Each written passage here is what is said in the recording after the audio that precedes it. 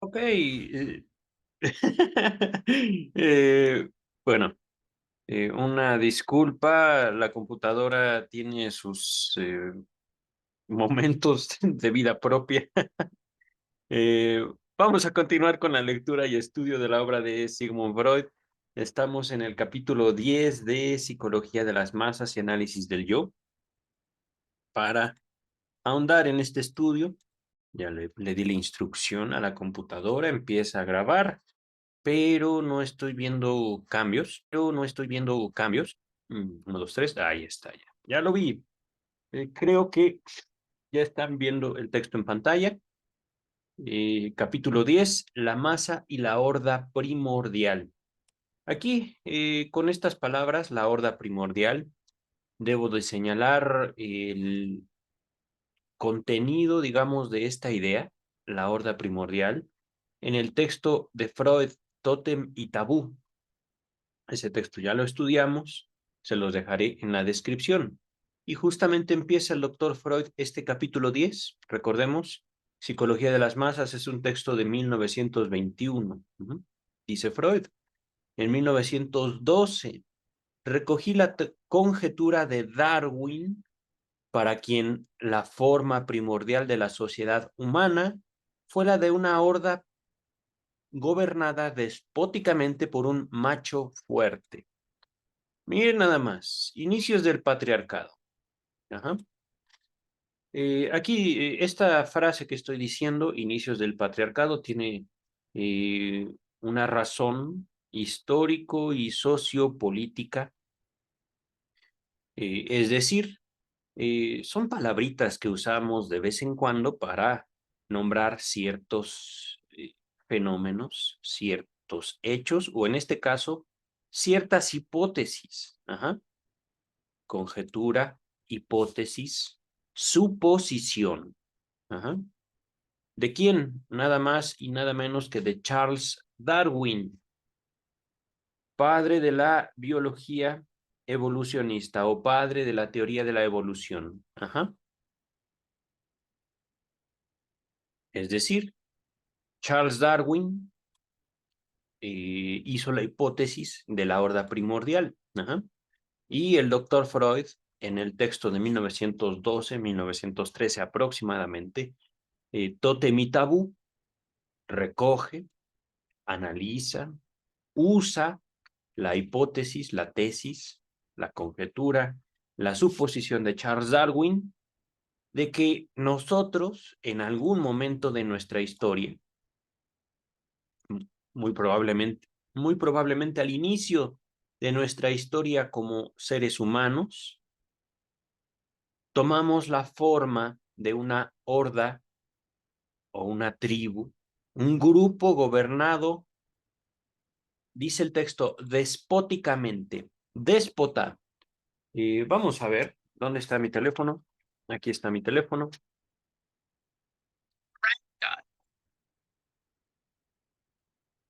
Déspota. Aquí está la definición de déspota: soberano que gobierna con un poder total sin someterse a leyes ni a limitaciones.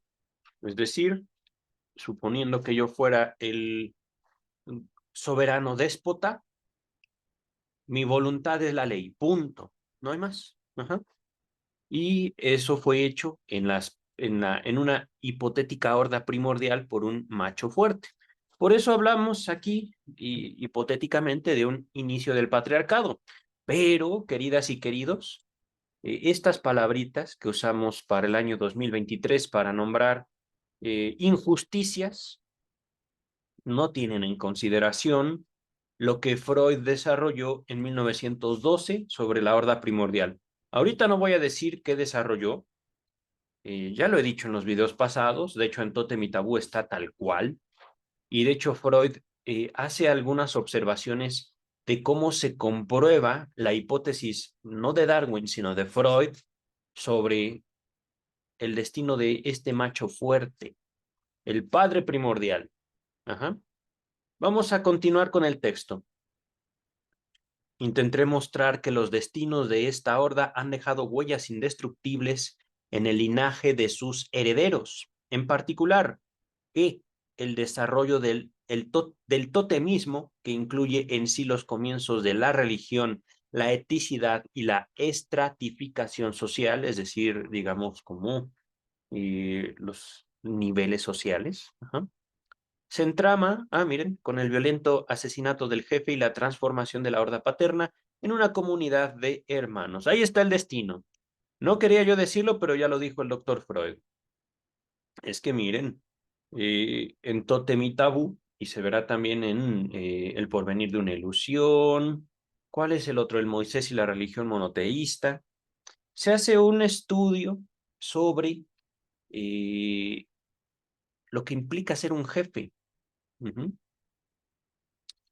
Ustedes dirán, pues qué padre, yo quisiera que mi voluntad fuera la ley, pero por mucho que traten de ser amables, por mucho que traten de ser diplomáticos, eh, por mucho que traten de darle gusto a la gente, al parecer eh,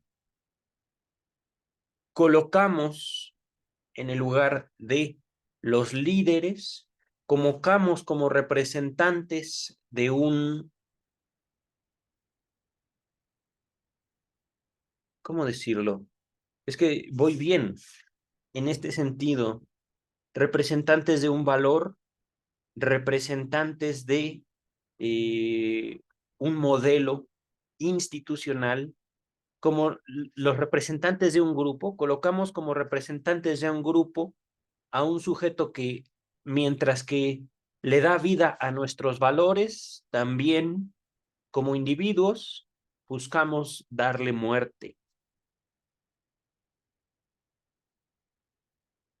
Y la transformación de la horda paterna, es decir, seguimos todos al Padre, pero una vez que hemos matado al Padre, nos convertimos en una comunidad de hermanos. Esto, por supuesto, aquí la nota a pie de página número 1, seguramente nos remitirá, nos va a dirigir a Tótem y Tabú. Ajá. En el ensayo cuarto, dice el traductor, Freud emplea el término horda para designar un conjunto relativamente pequeño de individuos. Aquí es donde podemos ir aterrizando. Les recuerdo, aquí está el texto en pantalla. Digamos, mi trabajo en estos videos que estoy compartiendo con ustedes es darles una idea de lo que ya leímos en Tótem y Tabú. La recomendación es estudien todo Tótem y Tabú solos y conmigo, solos y con quien ustedes gusten, pero también darles también una aproximación, darles una perspectiva de lo que tenemos frente a nosotros. No solo es un texto con una importancia, un valor considerable en cuanto a la conformación de los discursos que hoy en día nos influyen a ustedes y a mí, ajá, como individuos, como personas. Nosotros no vivimos ni en 1912 ni en 1921 y sin embargo, esto que estamos leyendo forma parte de la historia no solo del discurso político, económico, social, etcétera. Los discursos feministas, por ejemplo, no estoy ni en contra ni a favor del feminismo, debo destacarlo. Cuando les digo, hablando de un posible patriarcado, ajá, macho fuerte, no es una hembra fuerte, ajá, pero un patriarcado en el sentido del padre y un padre asesinado por sus hijos, que, digamos, transfiere el ejercicio de la voluntad del padre a el ejercicio de la voluntad dentro de una comunidad de hermanos. Uh-huh. Y esto lo vimos en Tótem y Tabú, convertía el ejercicio de la voluntad también como una forma de procurar no tomar el mismo lugar que el padre, procurar no regresar, que ninguno de estos hermanos se convierta en la voluntad imperante, porque entonces en ese momento todos los demás serían automáticamente sus enemigos. Aunque no lo declararan. Ahorita estoy haciendo una síntesis, un breve comentario de lo que vimos en Tótem y Tabú. Lo cual también tiene sentido. Si nosotros, por medio del asesinato del padre primordial, salimos del gobierno de un macho fuerte, de una voluntad, para depositar esa importancia, ese valor, ese papel en la comunidad, al momento de que alguno de nosotros nos elevemos al grado de el único, entonces la comunidad corre peligro. Ahorita vamos a continuar. Es de hecho un trabajo hermoso. Tótem y Tabú es un trabajo bellísimo. Dice el texto: por cierto, esta no es sino una hipótesis como tantas otras con que los prehistoriadores procuran iluminar la oscuridad del tiempo primordial. Una just so story. Aquí el doctor Freud siendo payaso. Aquí, en serio, doctor Freud, ¿por qué está usando de repente inglés? En fin, una historia justo para o justo por. Según la llamó jocosamente un crítico inglés sin ánimo hostil. Nota número 2. A ver qué dice. En la primera edición, dice el traductor, aparecía aquí el nombre de Kruger o Krieger. A todas luces una errata de Kruger, que dicho sea de paso, era un célebre antropólogo norteamericano. La reseña original de Tótem y Tabú, escrita por Kruger para la American Anthropologist, no se refería en ningún lugar a una Just So Story, como lo apuntó el propio Kruger en otra reseña, casi 20 años más tarde. En realidad, esa comparación fue ejecutada en la misma reseña en la reseña de la misma obra por el antropólogo inglés Marret,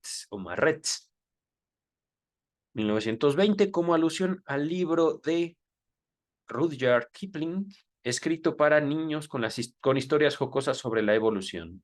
Just So Stories podría traducirse aproximadamente una historia que es así porque es así. Creo que ahí termina ya.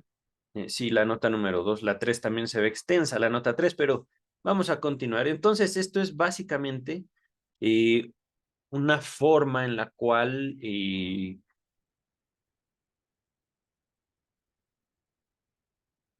se busca desacreditar no solo la hipótesis formulada por Freud en Tótem y Tabú acerca de el asesinato del jefe primordial, del padre primordial, digamos como la creación tanto de la sociedad como de la religión, sino también las conjeturas de Darwin sobre la horda primordial. Pero aquí, sin ánimo hostil, quiere decir, es simplemente una forma, he dicho de desacreditar, pero también como para jugar con las propuestas hipotéticas. Vamos a continuar. Dice Freud, pero opino que es valedera como hipótesis si se muestra apta para crear coherencia e inteligibilidad en nuevos ámbitos. Ah, caray. Aquí, nuevos y nuevos. Eso lo están viendo en pantalla. No estoy, creo que leyendo mal.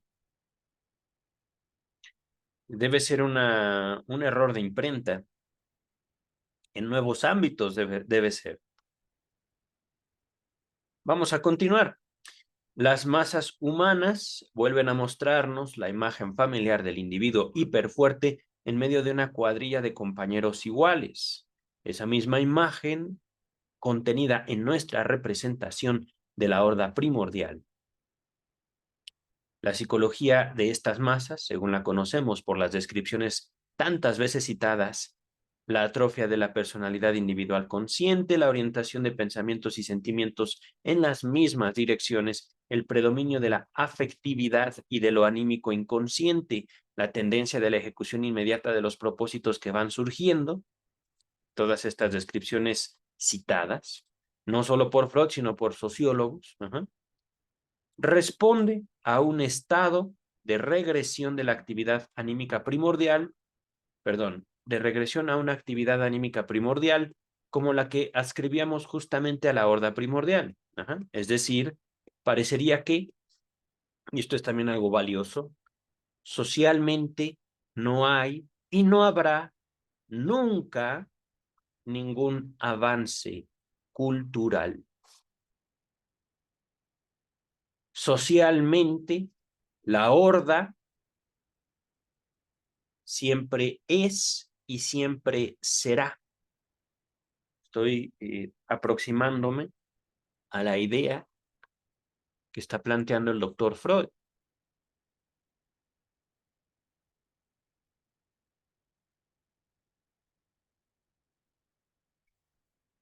La psicología de estas masas. Responde a un estado de regresión.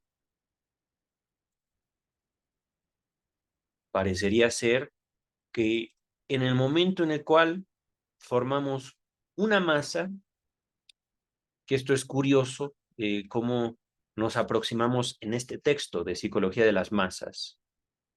Cuando formamos una masa, nos acercamos a la horda primordial.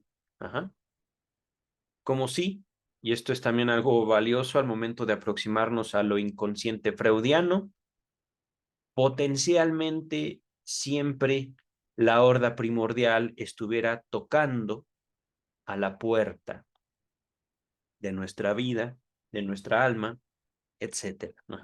Aquí nota número 3. Ya había visto esta nota un poco extensa.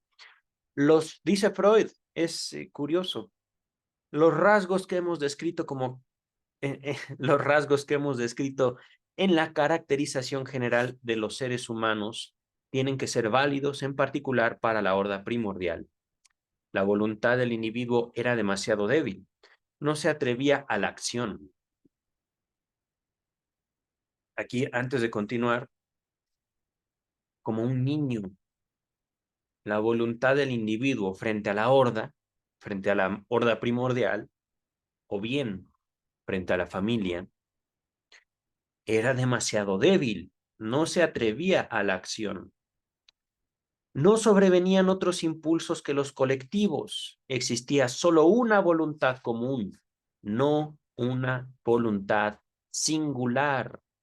Es que fíjense, también cómo podemos aproximarnos aquí a levantar una hipótesis, una observación. ¿Ustedes son libres? ¿Ustedes deciden en su vida? ¿Ustedes tienen voluntad?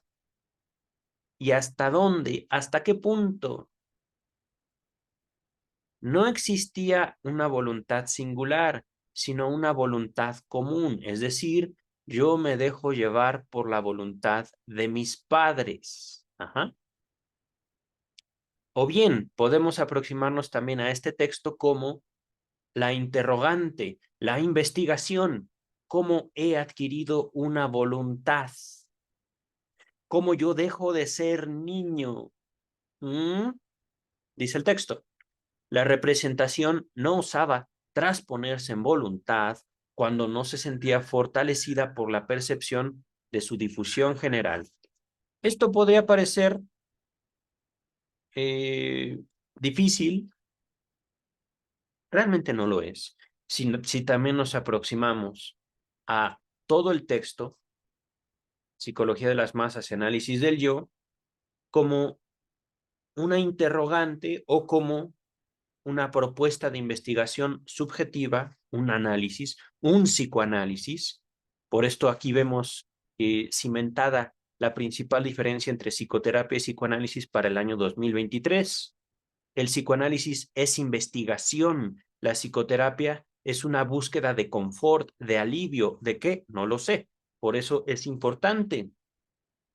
Si nosotros entonces nos aproximamos a la siguiente cuestión, ¿cómo sabemos que la persona que tenemos enfrente de nosotros tiene una voluntad? ¿Cómo sabemos que la persona que tenemos enfrente de nosotros, no como un terapeuta, sino como un analista, si esa persona decide, si esa persona tiene un deseo, si esa persona hace algo por sí misma, se cuida, se procura, se atiende? Ajá.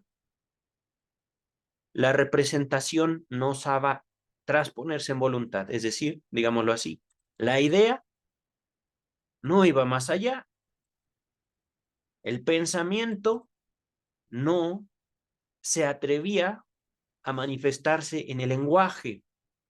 Si yo tuviera sed, no diría tengo sed para que me atiendan papá o mamá. Por supuesto, ¿por qué? Pues porque yo era un niño. Ajá. Mi necesidad dependía de ellos, mis necesidades dependían de ellos. Ellos eran el camino por el cual mis necesidades eran satisfechas. Ajá. Pero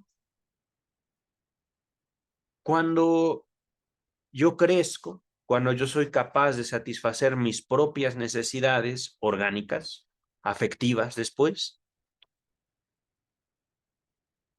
si la representación no se manifestaba, era principalmente porque esa voluntad no hacía eco. Por ejemplo, ya a mis 40 años, le digo a mi madre, tengo sed, se me queda viendo, pues toma agua. Ajá. Ya no soy un niño, ya no dependo de ella. Sin embargo, cuando yo no tenía uso de mis extremidades, cuando yo no sabía de dónde sacar el agua para beber, ellos tenían que leerme. Ajá. Ellos tenían que asumir también en mí ciertas necesidades. Esta debilidad de la representación, digamos, esta debilidad de la abstracción del mundo interno, ajá, encuentra su explicación en la intensidad de la ligación afectiva común a todos. Pero la semejanza de las circunstancias vitales y la falta de una propiedad privada se sumaban para determinar la uniformidad de los actos anímicos en los individuos. Esto está hermoso y es poderosísimo esto, chicas y chicos. Queridas y queridos, esto es, he tratado de aproximarme al texto como un retrato del alma infantil, pero también les pido pensar en eso, la posibilidad de que en otro momento de nuestra historia como civilización, como humanidad, esto no fuera sino la descripción de un conjunto de individuos, de una horda primordial justamente, ajá, en la cual había, digámoslo así, un macho alfa que después fue asesinado por sus propios hijos. Eh, pero al momento de eh, leer esto, también es el retrato, la imagen de una situación tan hermosa como terrible. Hermosa en el sentido que nos dejábamos llevar. La horda era la vida. Ajá. También regresando a una posibilidad de describir el alma infantil o la situación infantil de la humanidad, es hermoso poder no preocuparte por la vida, no preocuparte ni por tus propias necesidades. ¿Por qué? Pues porque ahí están esos poderes, de los cuales posteriormente llamamos papá o mamá, o X, Y o Z, no nos limitemos únicamente a una imagen familiar en el sentido de padre, madre, hijo, padre, madre, hija. Recordemos aquí cómo la humanidad justo se ha provisto de otras formaciones, de otras posibilidades para procurar la situación infantil, la indefensión infantil, la incapacidad del infante humano de procurarse a sí mismo la vida. Ajá. De esto ahondo en mi propio libro, ya publicado en Amazon, Sexualidad Infantil y Crimen. Ajá. Pero les estaba diciendo esta representación hermosa y al mismo tiempo terrible. Hermosa por cuanto no teníamos que cuidarnos a nosotros mismos. La horda nos cuidaba. Ajá. Pero terrible porque eso tenía sus costos. No podíamos pedir. Es decir, y esto es curioso, no había necesidad. Fíjense, es curioso eso, es terrible y hermoso, no había necesidad. ¿Por qué? Pues todos comemos lo mismo, todos bebemos lo mismo a determinado momento,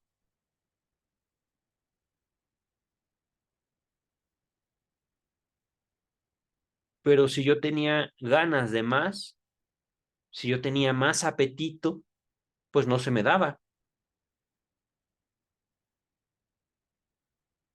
No había diferencias. Se los he dicho en otros videos, usando la palabra freudiana, pulsión. En la pulsión está también la huella de nuestros padres. Está la huella del otro. Aquí me estoy poniendo un poquito lacaniano. Un poquito nada más, porque no es tan necesario Lacan.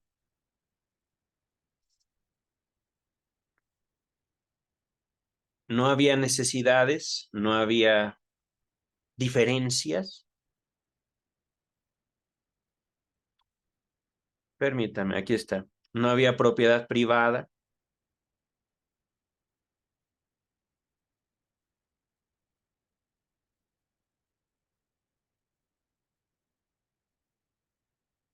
Y por supuesto, se asumía que todos éramos iguales. No había lugar para las diferencias. Ajá.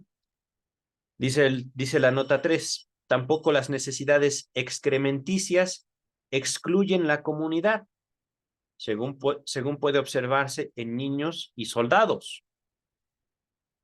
La única gran excepción es el acto sexual, en que un tercero está de más en el mejor de los casos, y en el caso extremo es condenado a una penosa expectativa.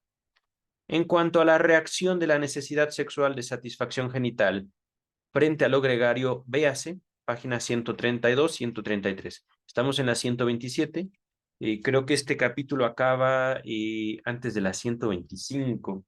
Bueno, será el capítulo siguiente o tal vez dos capítulos más adelante. Pero, entonces, regresemos al texto original. Aquí está. Regresamos a el texto de Freud. De ese modo, la masa se nos aparece como un renacimiento de la horda primordial. Ajá. Así como el hombre primordial se conserva virtualmente en cada individuo, de igual modo, oh, eh, la horda primordial se restablece a partir de una multitud cualquiera de seres humanos. En la medida en que estos se encuentran de manera habitual gobernados por la formación de la masa, reconocemos la persistencia de la horda primordial en ella. Mm, a ver. Perdón, me acaba de llegar un mensaje interesante, posiblemente una oferta de trabajo. Eh, Voy a pausar el video unos minutos. Ustedes no notarán más que una breve pausa y ahorita regreso. Listo, ya resolví esta cuestión laboral. Vamos a continuar. Estábamos hablando acerca de eh, cómo se puede no solo eh, pensar al respecto de esta dinámica entre el sujeto y el grupo, sino también cómo es que nos constituimos como sujetos. En particular, la relación que establecemos nosotros con nuestros propios deseos, y esto es algo que también les puedo aportar desde mi práctica del psicoanálisis. ¿De qué forma nosotros construimos nuestros propios deseos? ¿De qué forma nosotros nos vemos influidos por los deseos de los demás? Repito, así como el hombre primordial se conserva virtualmente en cada individuo, de igual modo la horda primordial se restablece a partir de una multitud cualquiera de seres humanos. Repito, una multitud cualquiera. Ajá. La pareja. ¿Pero cómo? ¿La pareja no es multitud? Ah. Eh, ¿Cómo podemos nosotros aproximarnos a una historia, perdón, a una persona con una historia familiar específica? Mm. Entonces, ¿cómo nosotros vamos a prescindir de nuestra propia historia?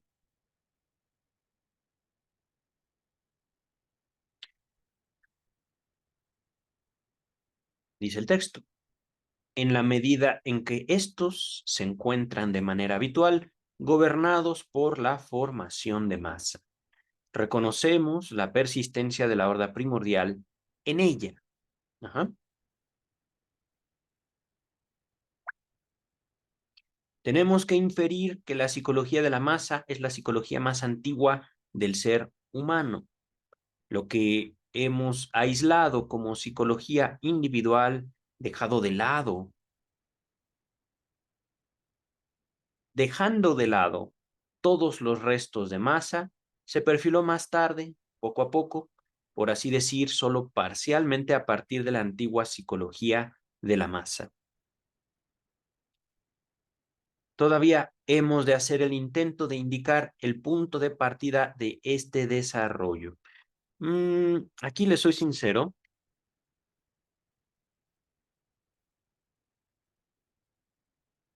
poco a poco les recuerdo, históricamente el doctor Freud se ha ido definiendo cada vez más en cuanto a lo que quiere decir con psicoanálisis. Ajá.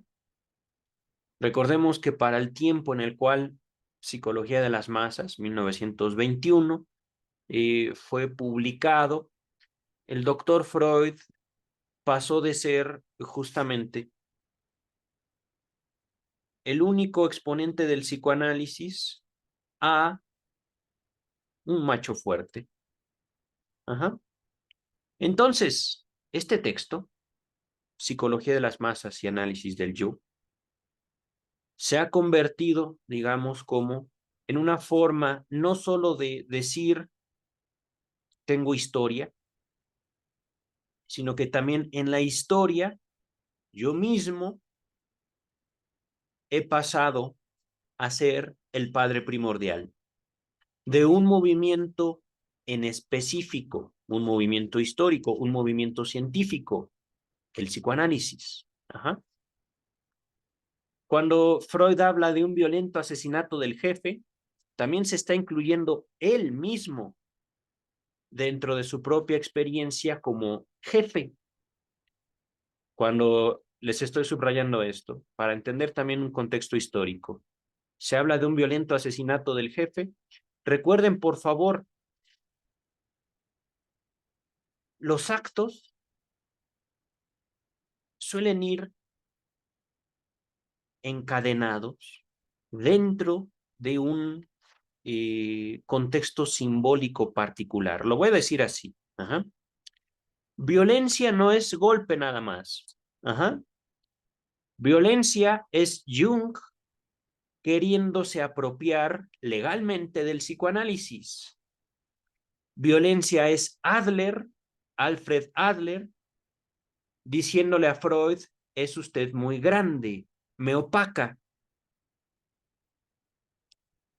Violencia es discípulos en un ambiente académico señalando, no, usted no solo está en un error, usted es despreciable y usted es desechable. ¿Por qué? La sexualidad infantil no existe, por ejemplo. Ajá.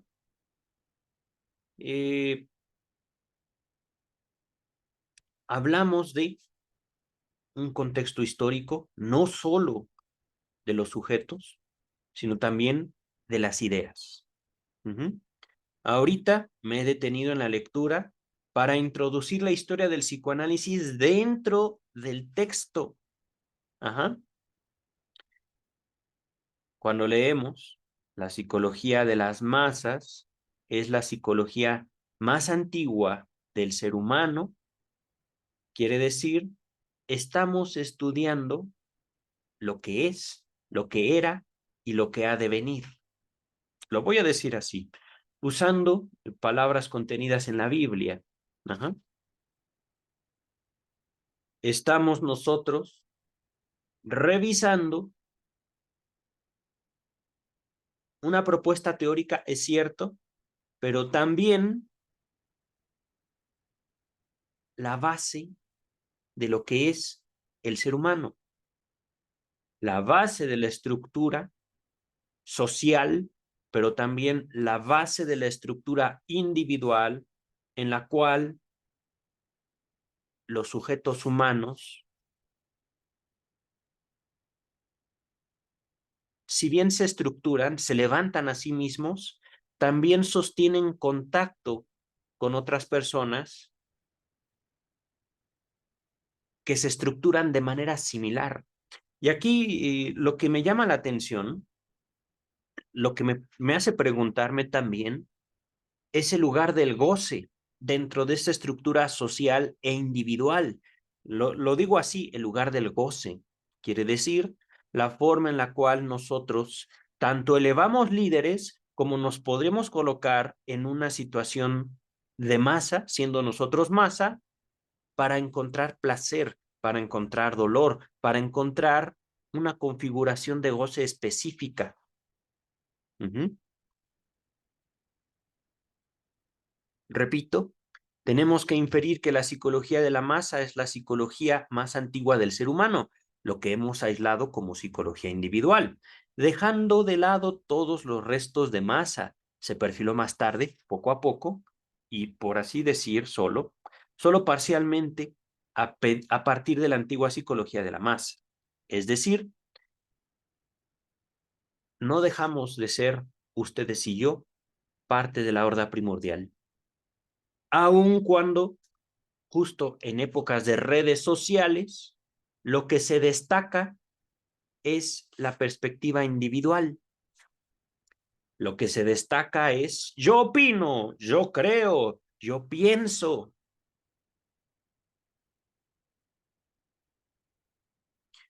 Eso es justamente el empeño de salir de la masa, pero lo que los coloca cada vez más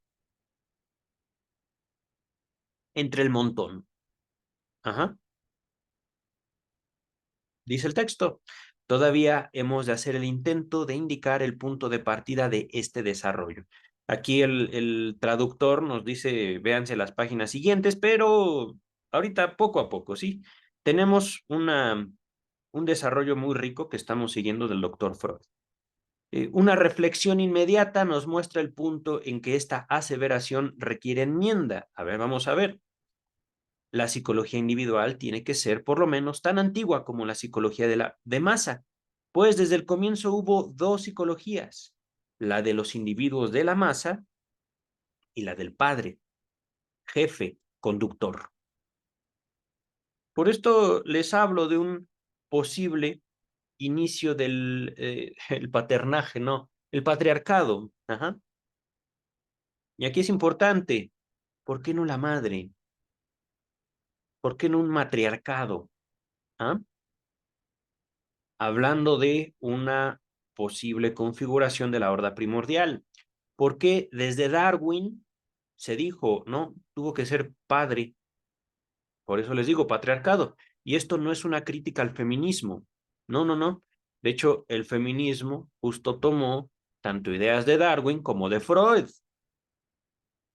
Pero ahorita vamos a regresar al texto. Ajá. Con esta pregunta, ¿por qué padre? ¿Por qué no madre? Ujú. Pero entonces Freud propone, tomemos en cuenta dos psicologías, masa y líder.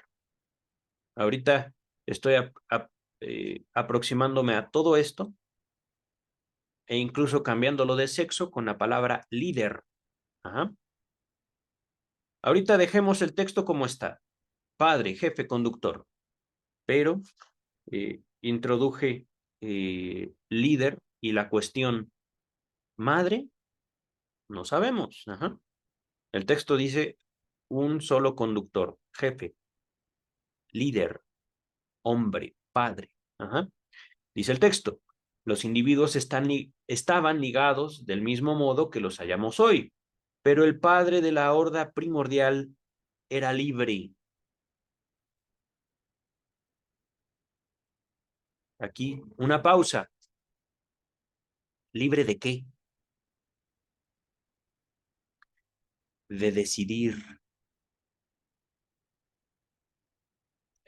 Lo que hacía, lo que comía, cuándo lo hacía.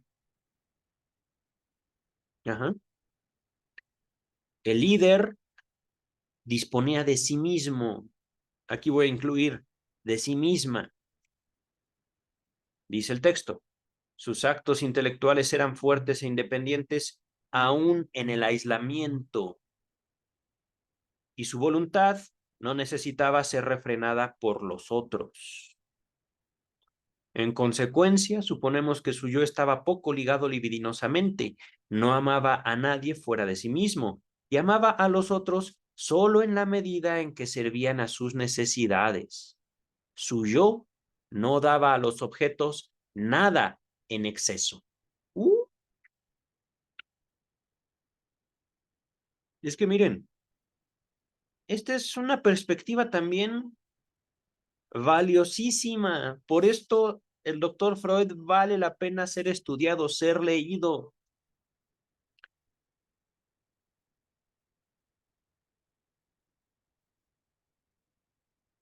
Aquel o aquella que desee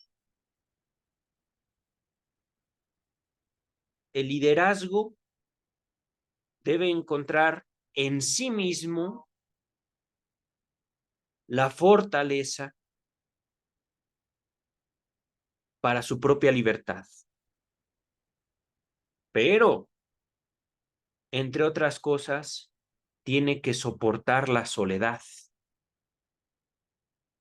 tiene que soportar el odio de los demás.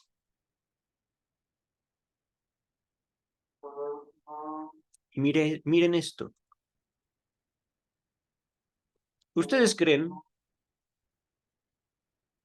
Digo, estamos ahorita, ustedes y yo, épocas de redes sociales, 2023, y este comentario lo he hecho en otras ocasiones. Se habla de relaciones tóxicas, se habla de codependencia en tiempos modernos. Ajá. Se habla poco de amor, se habla poco de la necesidad que podríamos tener de simplemente estar con otra persona.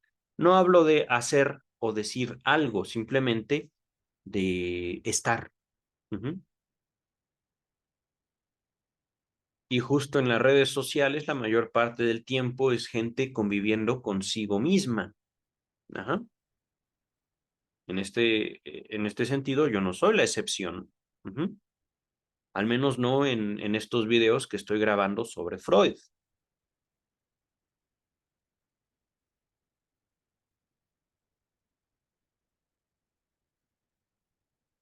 no solo haré el cuestionamiento, ¿ustedes aman? ¿Ustedes son capaces de amar? Sino también eh, una duda, me parece bastante lógica, al respecto del texto que estamos abordando. ¿Sería justo decir que amamos lo que nos sirve? ¿Sería justo decir que el amor bajo ningún concepto debe ser gratuito? Y aquí, sin duda, se me asoma la naturaleza infantil, no solo la mía, sino en general. Nosotros podemos decir, cuidamos a los infantes porque son infantes. Uh-huh. En este ejemplo que les puse hace rato, oye mamá, tengo sed. Ajá. ¿Y qué quieres que haga? Mm, pues darme agua. Hijo, no tengo tiempo, ya estás adulto, ya procúrate, haz algo por ti, caramba. Es que no me quieres, mamá. Oye, no se trata de eso. Y también, ¿por qué querer a un hombre adulto que teniendo todas sus capacidades para cuidarse a sí mismo no lo hace? Es decir, el cuidado que le podemos brindar a los infantes no es porque los queramos, es porque lo necesitan. Ajá.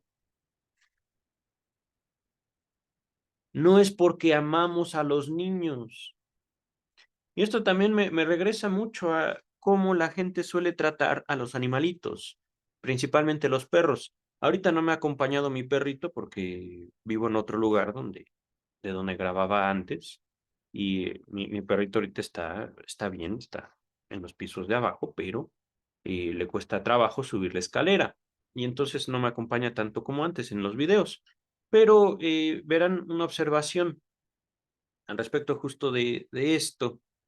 Eh, Hay gente que ama a los cachorros, pero cuando ese cachorrito deja de ser cachorrito, son bastante crueles con él o con ella, con los perritos, o también con los gatitos.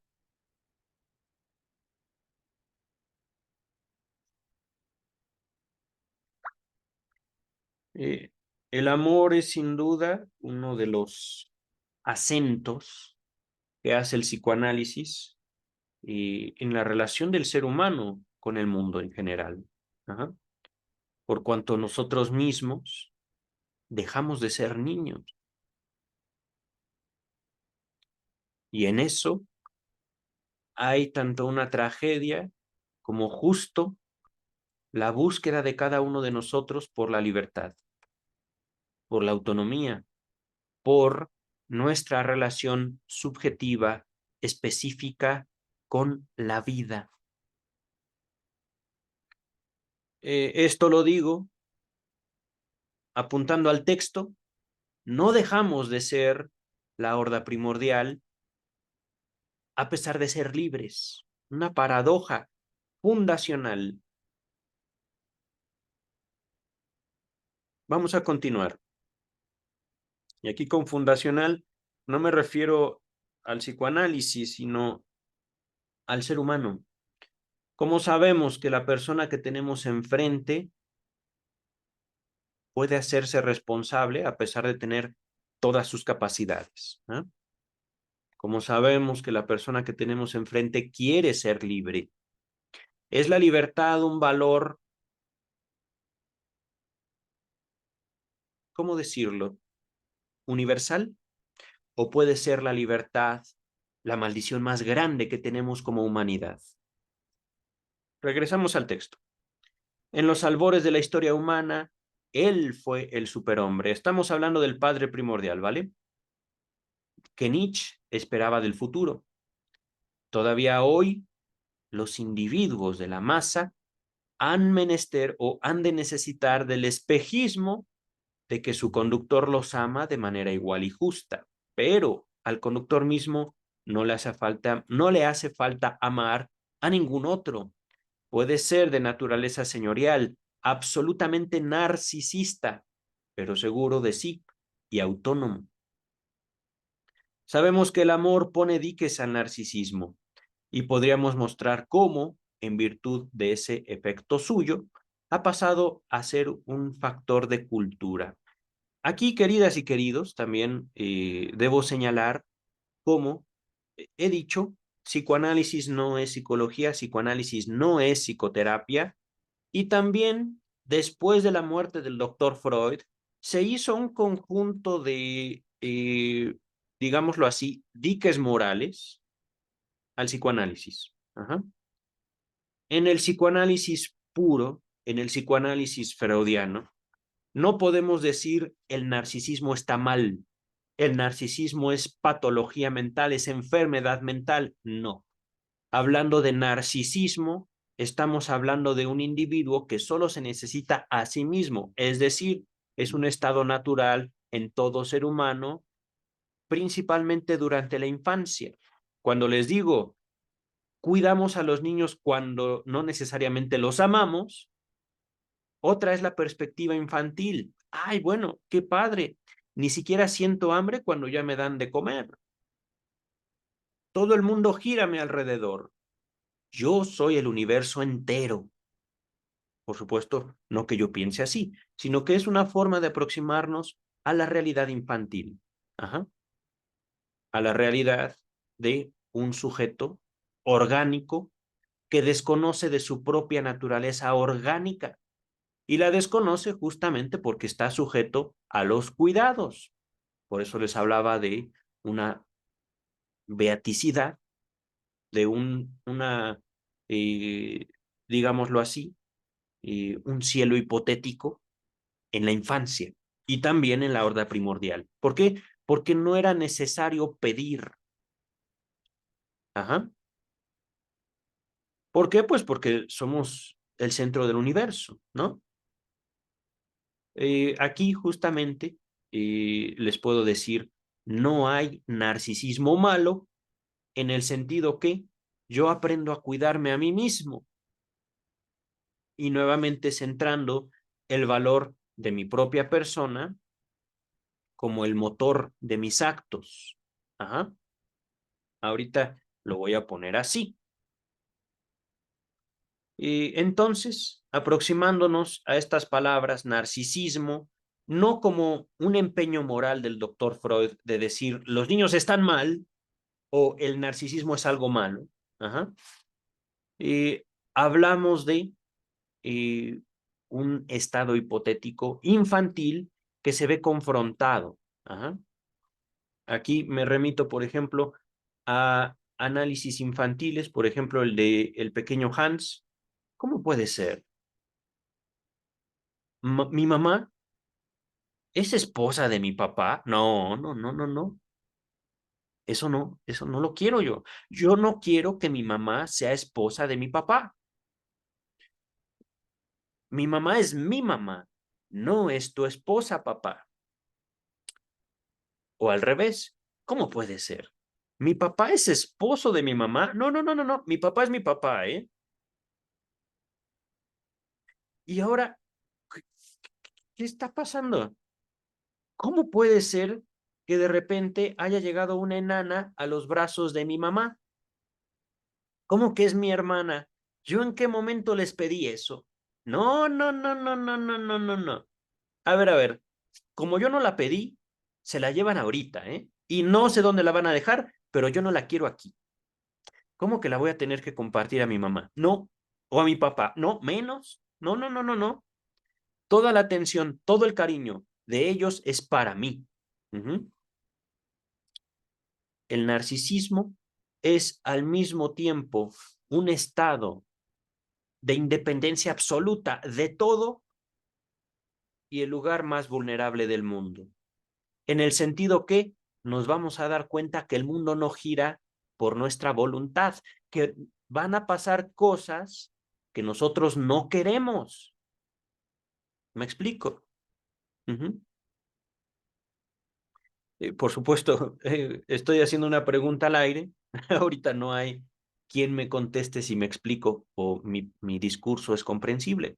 Por supuesto está la caja de comentarios. Ajá. Pero los individuos en masa han de necesitar del espejismo de que su conductor los ama de manera igual y justa. Ajá. Pero al conductor mismo no le hace falta amar a ningún otro.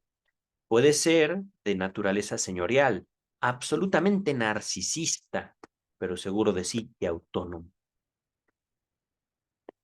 Sabemos que el amor pone diques al narcisismo. Esto está increíble, en serio.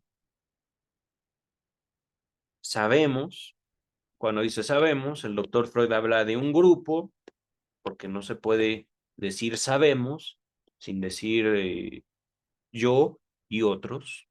Sabemos, es decir, en este sabemos está contenido todo el movimiento psicoanalítico. No está hablando en sentido general. Freud no está diciendo sabemos como humanidad, no, sabemos en psicoanálisis que el amor limita al narcisismo. Es decir, el narcisismo es todo mi amor para mí, pero me doy cuenta que yo necesito de eso que tú me das. Entonces, es válido decir, yo te amo porque me eres útil.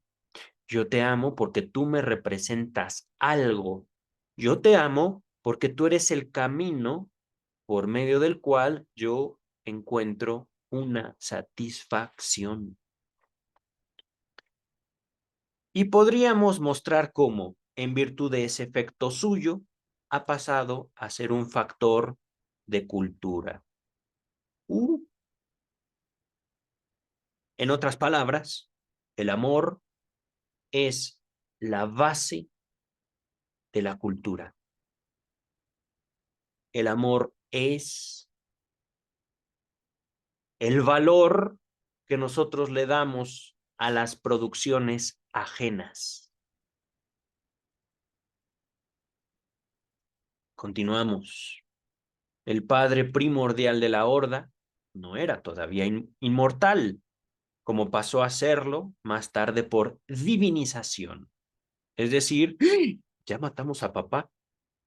Me lleva. ¿Qué hacemos? ¿Qué hacemos? Bueno, en primer lugar, ninguno de nosotros se va a colocar en el lugar de papá, ¿eh? Las cosas de papá son cosas de papá. Ajá. Pero también no solo eso, sino que también, pues no sé ustedes, pero yo lo extraño. No sé ustedes, pero al mismo tiempo que me daba un miedo terrible papá, pues sí, también era, pues, era bonito estar con él. Era bonito a veces, pero ¿qué dicen? Si para honrar su memoria, ahora este teléfono que era de él, pues lo vamos a colocar en el lugar de él. Ah, ok, ok. Y es curioso, ahorita no encontré algo como para señalar una posesión de alguien. Mi teléfono era lo más cercano. Pero estoy hablando también de algo que estudiamos en Tótem y Tabú, el proceso de la divinización. Ajá. No lo dijo así Freud, literalmente, sino era justo este paso del totemismo hacia una identidad grupal, algo que como grupo podemos asociar con una figura específica. Ajá. Y cómo esa figura, si bien ya la matamos, ¿por qué? Pues porque éramos hijos, esa figura la colocamos ahora en el lugar de un Dios. Ajá. Por eso se habla de un Dios Padre. No solo eso. En verdad les recomiendo mucho el estudio que ya hemos hecho de Tótem y Tabú, pero también, ahorita tratando de abreviarlo, es como eh, una culpa que nos lleva a revivir, no en la fantasía, sino en la práctica ritual, a una figura. Ajá.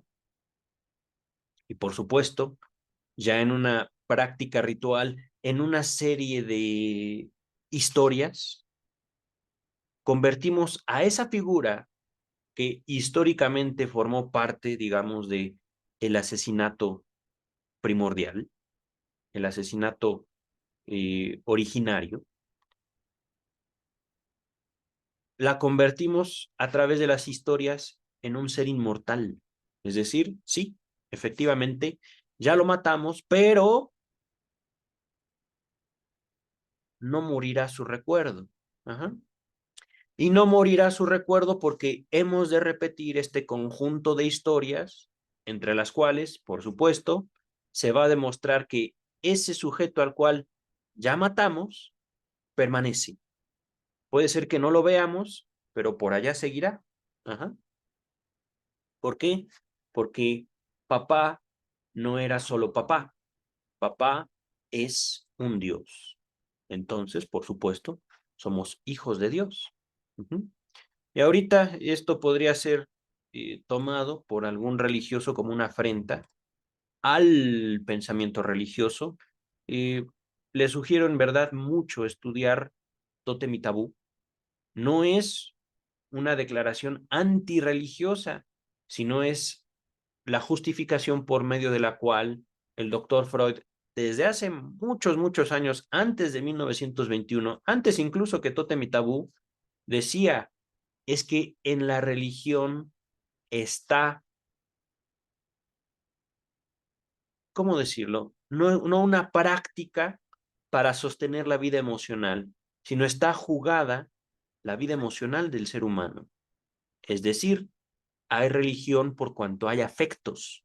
Hay religión y habrá religión, aunque no le guste a la ONU, eh, porque sentimos. Uh-huh. Y hay religión porque hay historia y habrá historia. Uh-huh. Ahorita regresamos al texto. Eh, voy a releer esto. El padre primordial de la horda no era todavía inmortal, como pasó a serlo más tarde por divinización. Cuando moría, debía ser sustituido. Lo reemplazaba probablemente un hijo más joven que hasta entonces no había sido individuo masa como los demás. Por lo tanto, tuvo que existir la posibilidad de transformar la psicología de la masa en psicología individual. Debió hallarse una condición bajo la cual ese cambio se consumase fácilmente, como a las abejas les es posible, en caso de necesidad, hacer de una larva reina en vez de convertirla en obrera. Mira, solo podemos concebirla así. El padre primordial había impedido a sus hijos la satisfacción de sus aspiraciones sexuales directas. Los compelió a la abstinencia y, por consiguiente, a establecer ligazones afectivas con él y entre ellos. Ligazones que podían brotar de las aspiraciones de meta sexual inhibida. Aquí, estas palabras de Freud. Mm, Se habla, sin duda, o pienso yo, de un comercio homosexual entre el padre y los hijos de la horda primordial. Ujú. Así como eh, ligazones que podrían brotar de aspiraciones de meta sexual inhibida, perdón, individual.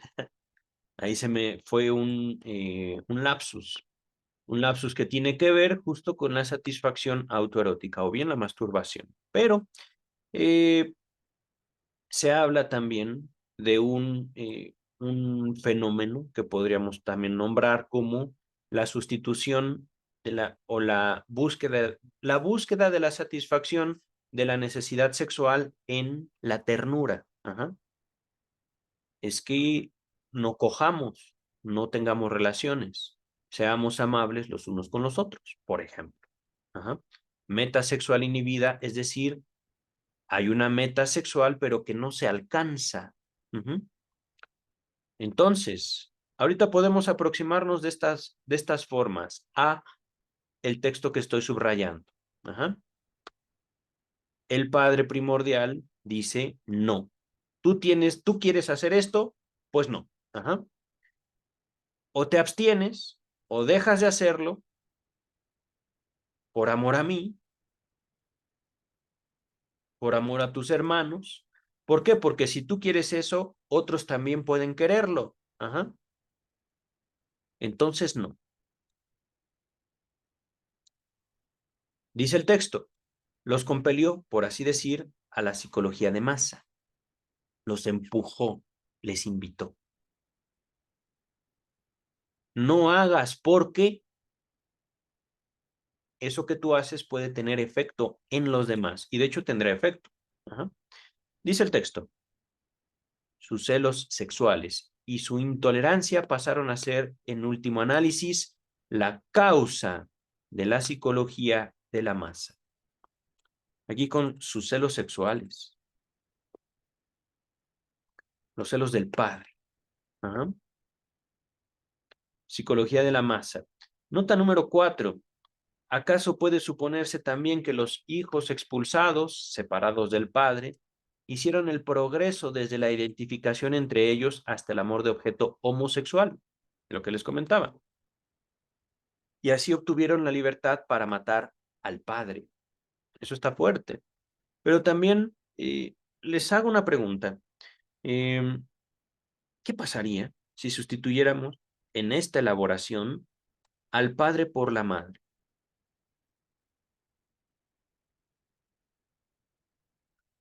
Supongamos, el padre efectivamente tenía a sus hembras. Ellas eran de él. Aquí, sin duda, me acerco también un poquito a este texto de Engels, El origen del capitalismo, la propiedad privada y el Estado. Creo que es La familia, la propiedad privada y el Estado. Un libro de Friedrich Engels. Ahí justo se nombra las razones por las cuales era un padre y no una madre. Se decía, si mal no recuerdo, que la madre podría tener muchos amantes, muchos hombres, muchos machos a su disposición, pero en la medida que justo esto otorgaba libertad a los hombres, a eh, los machos empezaban a acumular recursos para sí mismos. ¿Por qué? Pues porque no tenían necesidad de una responsabilidad. Y entonces, justo a partir de la acumulación de los recursos por los hombres, eh, al momento de obtener, digamos, una libertad de la, de la demanda, de la demanda femenina y de la demanda de la familia, y si mal no recuerdo, ahorita les soy sincero, no he leído a Engels en un buen rato, pero me encantó ese libro, El origen de la familia, la propiedad privada y el Estado. Eh, Al adquirir el, el hombre una autonomía, es como se encontraba deseable al poseer los recursos por aquellas mujeres que no solo tenían muchos machos a su disposición, sino también tenían muchos hijos a su cargo. Ajá. Aquí algo que es destacable es cómo se llegó a desarrollar tanto la maternidad como la paternidad. Ajá. Y esto como un lugar donde al menos en expectativa, al menos en el deseo popular, madre y padre también se desean como individuos afectuosos. Es decir, mamá y papá se construyen como figuras a partir del deseo de cuidado, de amor hacia los niños. En otras palabras, si he dicho, cuidamos a los niños no porque los queramos, sino porque necesitan cuidados, también mamá y papá es simplemente gente que tuvo relaciones sexuales y que, queriéndolo o no queriéndolo, tuvieron un hijo o una hija. Mamá y papá tampoco tienen que querer a sus hijos. Ajá. Ahorita, en cuanto al texto, hablando de la posibilidad o la razón por la cual el doctor Freud, Darwin y otros se apoyan en la figura del padre y no la madre como el líder de la masa primordial, es justamente por las diferencias biológicas. Es justamente, y repito, no estoy haciendo esta elaboración a favor de un feminismo, de una teoría de género o de una teoría feminista. En otras palabras, no estoy justificando un patriarcado y la razón por la cual debemos agredir a o debemos tirar una estructura hipotética. Es más bien un afán de acercarme al texto de Sigmund Freud. Uh-huh. Y también buscando identificar, analizar la figura del padre.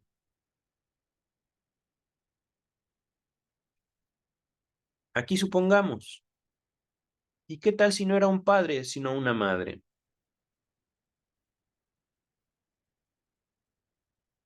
Celos sexuales, intolerancia.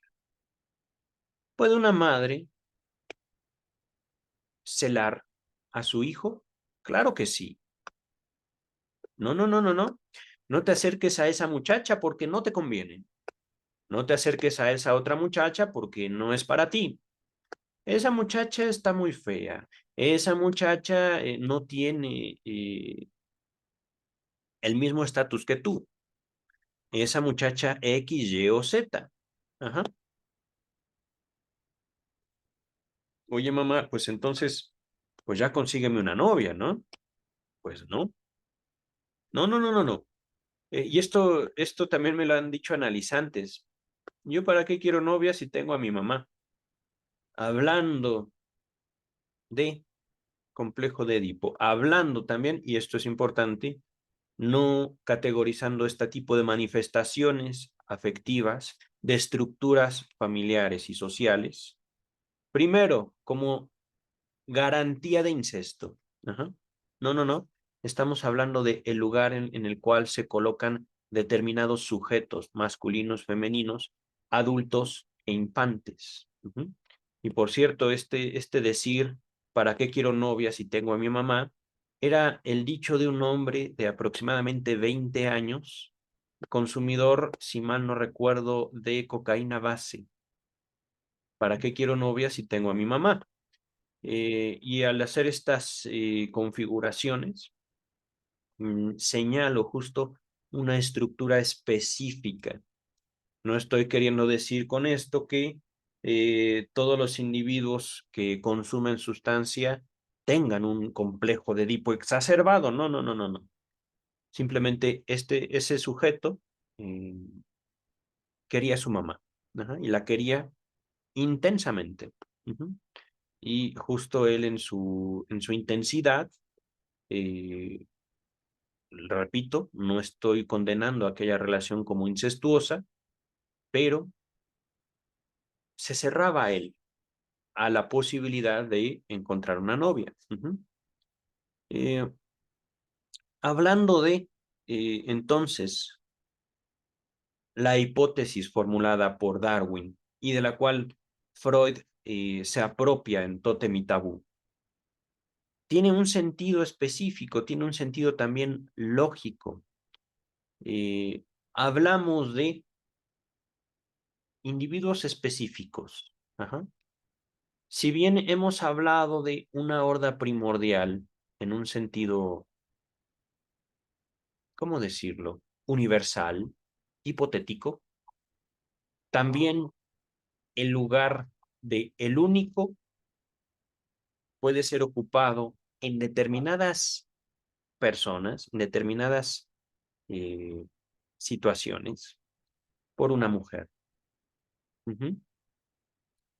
Es que miren, ahorita así señalando las distintas caras o dimensiones del texto, el único, la única, no puedo sino señalar la relación entre el líder, la líder primordial con el enamoramiento. Al momento de enamorarnos, nosotros colocamos a otra persona en el lugar de el único, la única, y justo el enamoramiento es no solo un regreso a ese estado de la horda primordial, también un regreso de los individuos enamorados a ese estado tanto narcisista como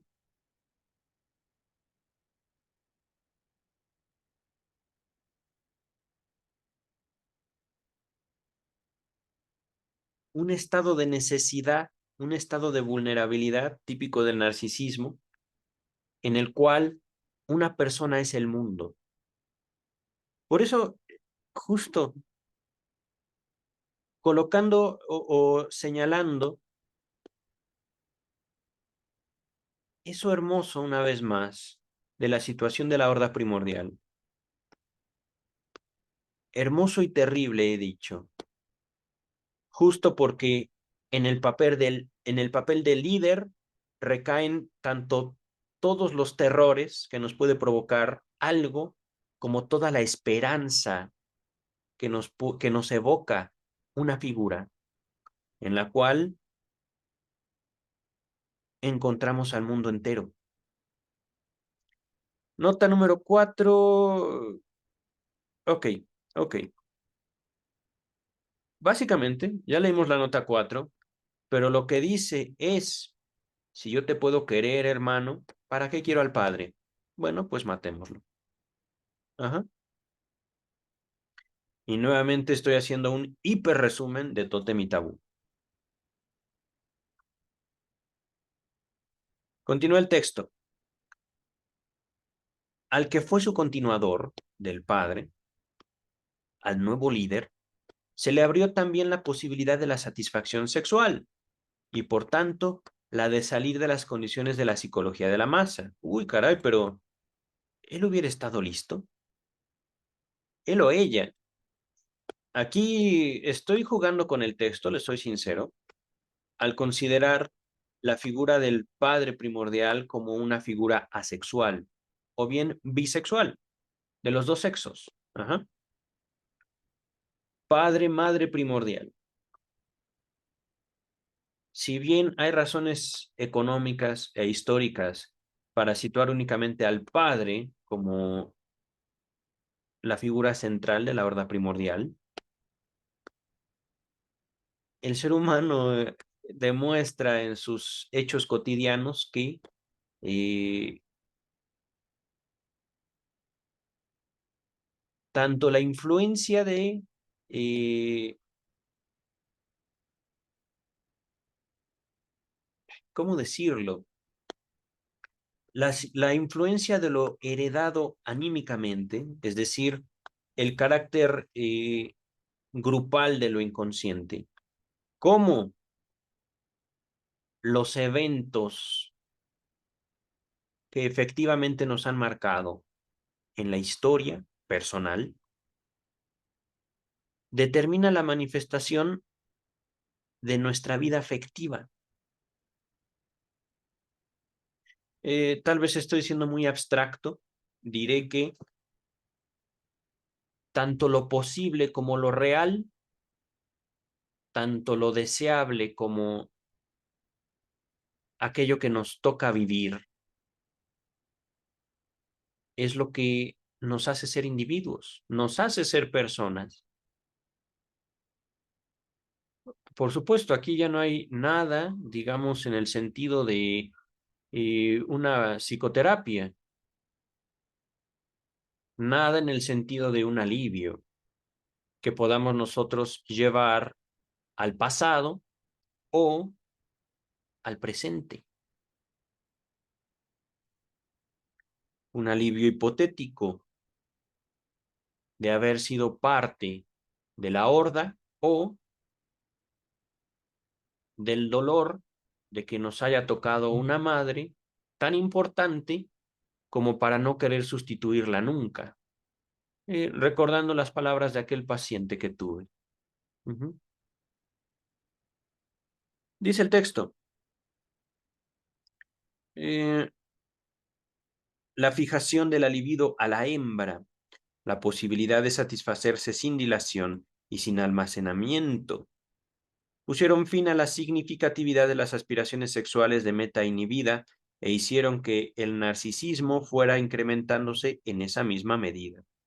Es decir, y miren, esto es curioso, lo he dicho ya, ahorita el doctor Freud lo confirma, hacemos líderes para quebrantarlos conforme nosotros los entregamos a su propio narcisismo.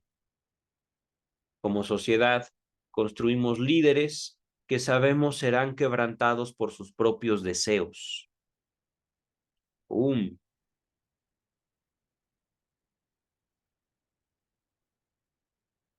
En un apéndice, véanse página 130 y siguientes, volveremos sobre este vínculo del amor con la formación del carácter. Ay, doctor Freud, me deja aquí con ganas de saber más, pero vamos a seguir con este texto, que no sé cuánto, casi no hemos avanzado, me lleva.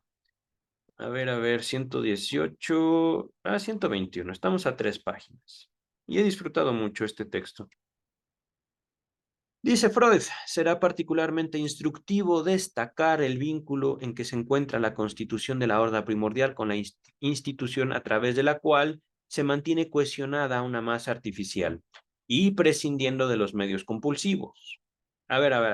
Otra vez Freud se pone muy difícil a veces. Vamos a ver el vínculo que cohesiona a una masa artificial. Ajá.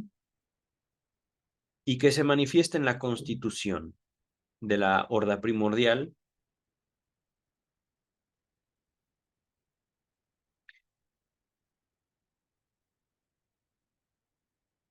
Y ahorita estoy, digamos, como reformulando esto que estoy subrayando. Ajá. Vamos a acercarnos otra vez a las masas artificiales, que ya lo habíamos hecho en unos capítulos anteriores. Se habló de el ejército y la iglesia, específicamente iglesia católica, ¿eh? No estamos aquí hablando de una iglesia como una eh, entidad, ¿cómo decirlo?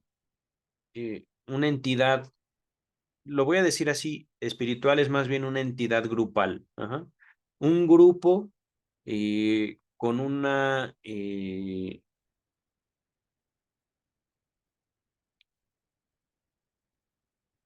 un grupo que forma una institución o un grupo que se conforma a lo largo del tiempo con una identidad específica. Ajá. Ahorita quiero seguir simplificando esto que subrayo, esto que estoy señalando del texto, para también introducir esta frase y prescindiendo de los medios compulsivos. Ujú. Es decir, sería particularmente valioso aclarar las razones eh,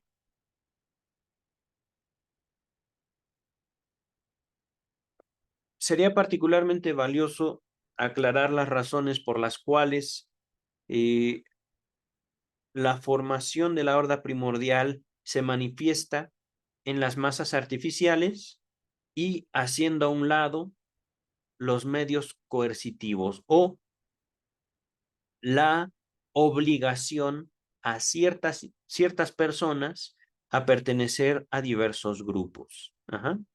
Aquí, sin duda, hablando de la historia de la Iglesia Católica, puedo pensar en la Inquisición. Ajá. Inquisición católica como una forma compulsiva, como una coerción a pertenecer o a ser parte de un grupo de determinada manera. Ajá. Eh, Ahorita podemos aproximarnos una vez más a esto y de manera eh, temporal, de manera, digamos, como eh, posible, buscando simplificar el texto, a encontrar la razón por la cual eh, ciertos individuos forman parte de ciertas masas artificiales. Ajá. Vamos a ver. Dice el texto, en el ejército y la iglesia es, como vimos, el espejismo de que el conductor ama a todos los individuos por igual y justicieramente. Ahora bien, esta no es sino la adaptación de esta palabrota alemana, adaptación idealista de la constelación imperante en la horda primordial, a saber, que todos los hijos se sabían perseguidos de igual modo por el padre primordial y lo temían de idéntica manera. Aquí el doctor Freud eh, ha, le ha dado la vuelta al concepto de amor. Ajá. El conductor ama. No, bueno, yo quiero que me ame porque la verdad es que todos le tenemos miedo. Ajá. ¿Por qué? Porque a todos nos persigue. Y esto es importante. Si realmente no teníamos la necesidad de alguien que nos estuviera persiguiendo por sus celos, ¿por qué nosotros mismos denominamos a uno de nosotros como el continuador de la figura del Padre? ¿Por qué si le temíamos, si todos le teníamos miedo, también buscábamos su amor? Diremos, no, es que esto es una estupidez, esto es algo ilógico. No. Aproximémonos, digamos, no solo al amor, sino también al odio, como una de las manifestaciones afectivas que por lo general no son puras, no son indistintas o independientes la una de la otra. Podemos hablar de odio y amor como investidura. Ajá. Y ahorita me estoy poniendo freudiano.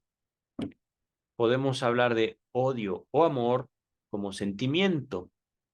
Y también en cuestiones tanto del padre como de la madre, como parte de una relación ambivalente. Es decir, a mi paciente me hubiera gustado analizarlo más, como para llegar a poner a prueba su decir, es que si yo tengo a mi madre, ¿para qué necesito una novia?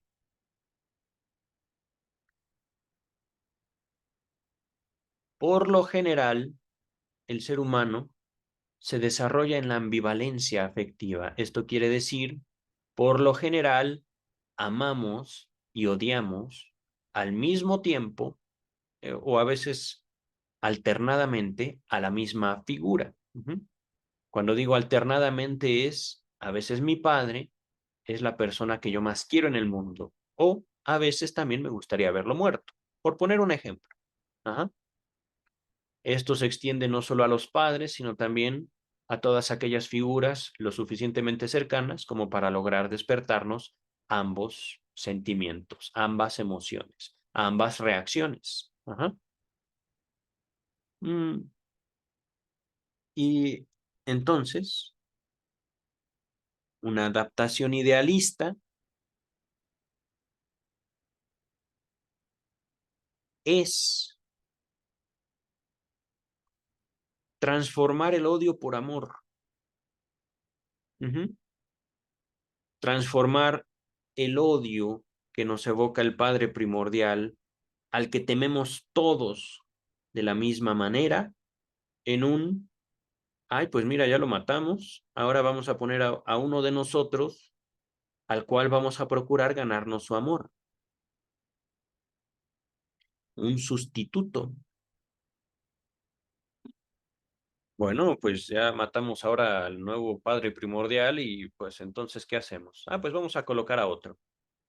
Y así, masas primordiales artificiales se refiere justo al empeño de ciertos grupos, hablando de ejército e iglesia católica, por colocar a individuos específicos en el lugar del uno.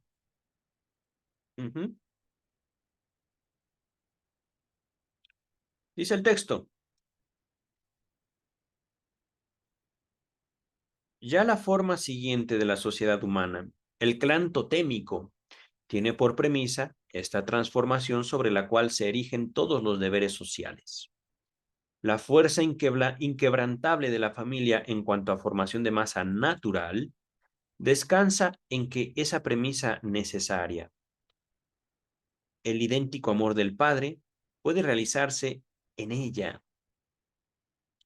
Miren, aquí hago mención de otro fenómeno muy presente, al menos en México, la figura de lo que la psicología denomina el padre ausente.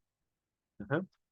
Se espera, por supuesto, que un padre sea amor. Ajá. Justo porque no queremos temerle a él. Y sin embargo, aquellas familias donde hubo un padre, por lo general, es la figura odiada en México. Ajá. No sé en otras partes del mundo. Por lo general, es la figura temida. Es la figura que representó los líderes en una familia. Los líderes no, los límites. Por lo general en México, el padre es el representante de los límites. Ajá. Y por lo tanto es la figura odiada.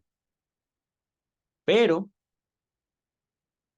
hablando, digamos, de una figura paterna, en un sentido general, en México es más frecuente que no haya padres.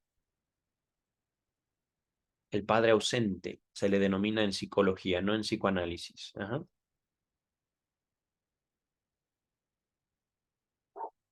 Se habla, por supuesto, de la figura de un padre amoroso como un ideal. Esto me gustó, como una adaptación idealista. Eso me ha gustado del texto de Freud. Una adaptación idealista, es decir, transformar la verdad por el deseo. Y hablando justo del padre ausente,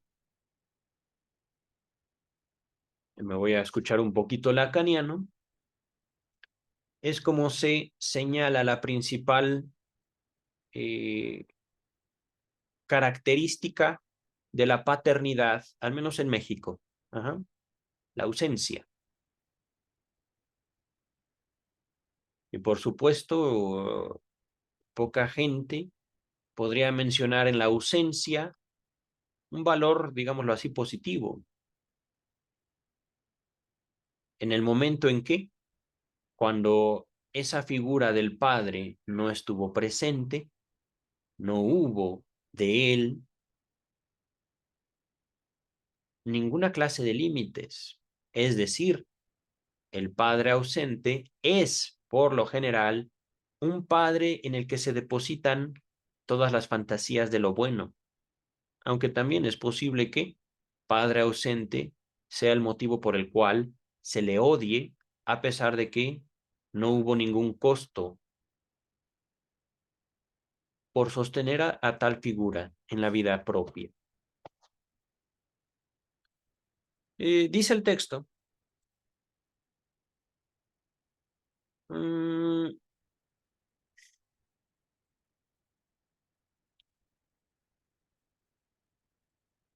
pero todavía esperamos algo más de la reconducción de la masa a la horda primordial.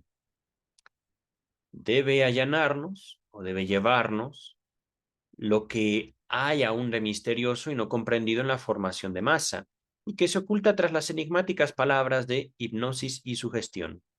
Aquí les recuerdo que ya hemos dedicado al menos un capítulo a hablar de estos fenómenos en psicología de las masas. Y de hipnosis y sugestión se ha hablado en términos de la evolución de la doctrina freudiana, es decir, la evolución del psicoanálisis, casi desde el volumen número 1, Hipnosis y Sugestión. Dice Freud, y opino que en efecto puede hacerlo. Es decir, vamos a traer aquí, a este punto, la hipnosis y la sugestión. Recordemos que la hipnosis tiene algo directamente ominoso. Ahora bien, el carácter de lo ominoso apunta a algo antiguo y familiar que cayó bajo la represión. Nota número 5. Veas el texto Lo ominoso en el volumen 17, ya lo tenemos, se los dejo en la descripción. Reparemos en el modo en que se inicia la hipnosis. El hipnotizador afirma encontrarse en posesión de un poder misterioso que arrebata al sujeto su voluntad.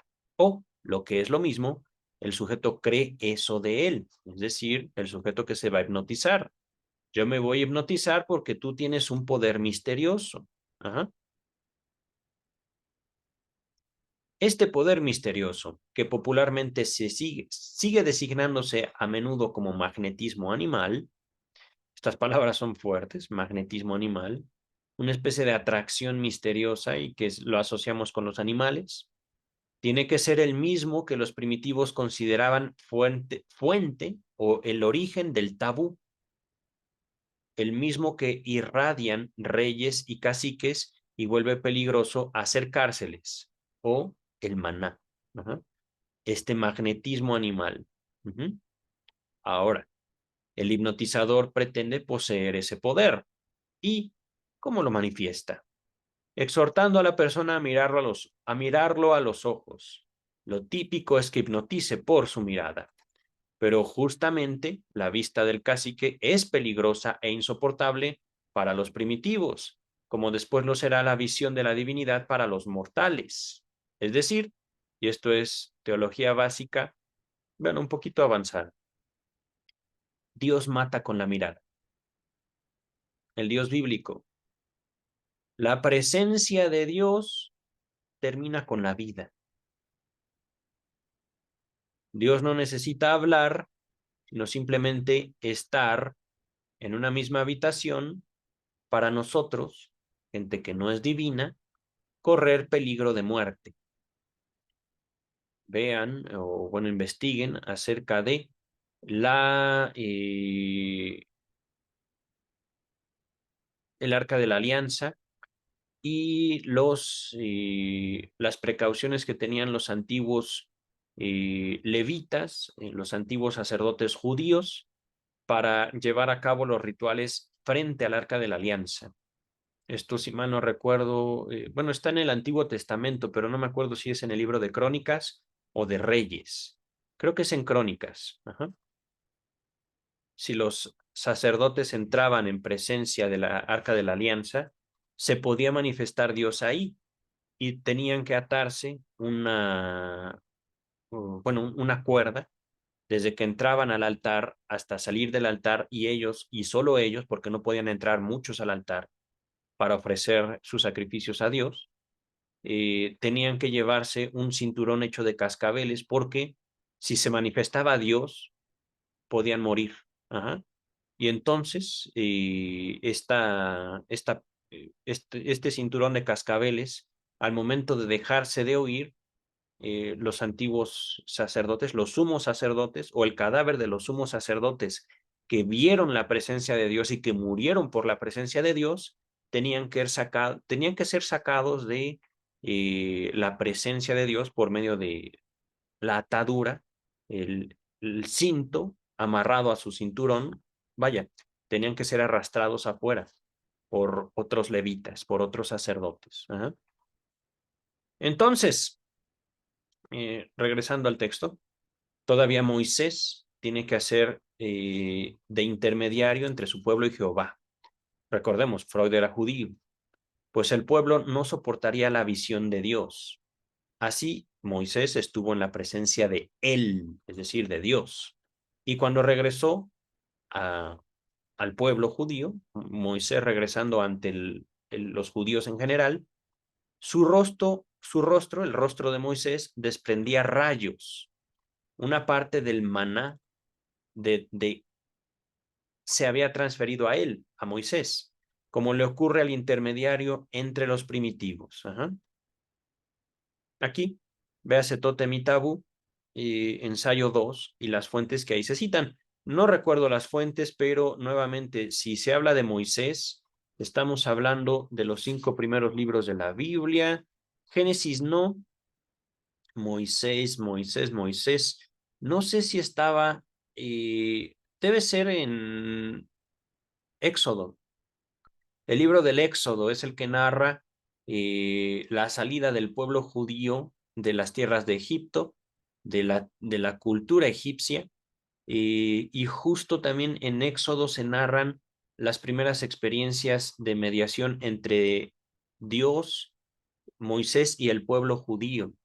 Esto, por supuesto, se lo recomiendo dedicar. Yo no tengo, al menos grabados, estudios sobre el texto bíblico, es cultura general, eh, pero pueden leerlo ustedes. Ahorita, de hecho, la Biblia la deben encontrar. Por supuesto, eh, ustedes podrían leerla.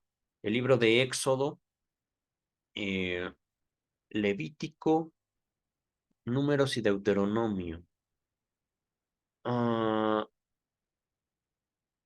en Éxodo y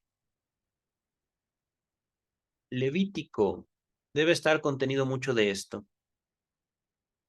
Éxodo, ajá. Todo esto en la Biblia. Vamos a continuar con el texto que ya estamos prontos a acabar.